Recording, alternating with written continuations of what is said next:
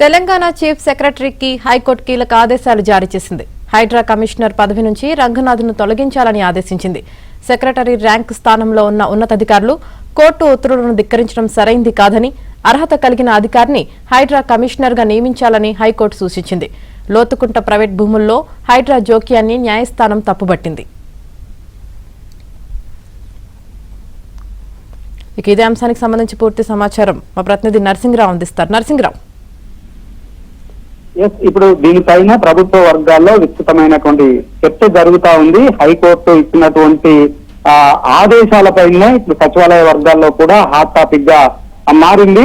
So వాస్తవానికి హైడ్రాను తెలంగాణ రాష్ట్ర ప్రభుత్వము ఎంతో ప్రతిష్టాత్మకంగా ఏర్పాటు చేసింది. హైదరాబాదు నగరంలో ఇటు డిజాస్టర్ రెస్పాన్స్ తో పాటుగా ఈ ఆస్తుల పరిరక్షణ, చెరువులు, కుంటలు, అదేవిధంగా ప్రభుత్వ భూముల పరిరక్షణ కోసం అని చెప్పి వరదల నివారించడానికి సహాయ చర్యల కోసం అని చెప్పి 2024 జూలై 19లో ఈ హైడ్రాను తెలంగాణ రాష్ట్ర ప్రభుత్వం ఎంతో ప్రతిష్టాత్మకంగా ఏర్పాటు చేసింది. హైడ్రా కమిషనర్ గా ఐపీఎస్ అధికారి రంగనాథ్ ను నియమించింది తెలంగాణ రాష్ట్ర ప్రభుత్వం. వచ్చిన తర్వాత అనేక ప్రాంతాల్లో చెరువుల్ని అభివృద్ధి చేస్తున్నట్లుగా కూడా ఎంతో ఘనంగా చెప్తా ఉంది, ప్రచారం చేస్తా ఉంది తెలంగాణ రాష్ట్ర ప్రభుత్వం. కొన్ని చెరువుల్ని పరిరక్షించడంతో పాటుగా వాటిని అభివృద్ధి చేశారు, సుందరీకరణ చేశామని చెప్పి కూడా చెబుతా ఉంది. అయితే ఈ హైడ్రా ఏర్పాటైన తర్వాత కొన్ని విషయాల్లో మాత్రము, కొన్ని చెరువుల విషయాల్లో మాత్రము, కొన్ని ప్రభుత్వ భూముల విషయాల్లో మాత్రము కొన్ని వివాదాలు అయితే తలెత్తాయి. మొదటి నుంచి కూడా కొన్ని అంశాల్లో వివాదాస్పదంగా మారింది హైడ్రా దూకుడు అనేటువంటిది.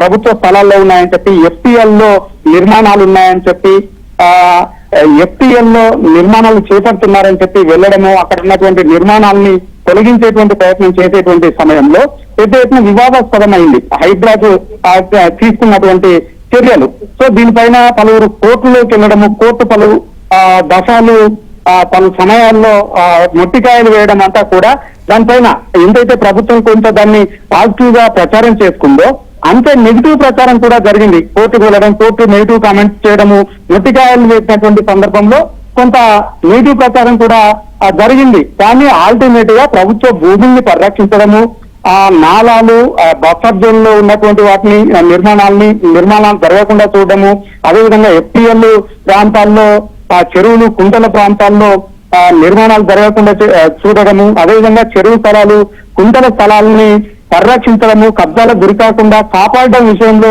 ఎంతో సక్సెస్ అయింది హైడ్రా. దీన్ని ఎంతో ఆదర్శంగా ఉంది, ముందుకు తీసుకెళ్తున్నామని చెప్పి ప్రభుత్వం చెప్తా ఉంది. కానీ కొన్ని అంశాల్లో మాత్రము, ఈ నిర్మాణాలు కూల్చివేతల సమయంలో మాత్రము అంతే నెగిటివ్ ప్రచారం కూడా దీనిపైన జరుగుతూ వచ్చింది. సో ఈ నేపథ్యంలో ఇప్పుడు హైకోర్టు ఇచ్చినటువంటి జడ్జిమెంట్ నేపథ్యంలో దీనిపైన విస్తృతమైనటువంటి చర్చ అయితే జరుగుతా ఉంది. ఇంకా ఈ జడ్జిమెంట్ ఆదేశాలు ప్రభుత్వానికి అందాల్సి ఉంది.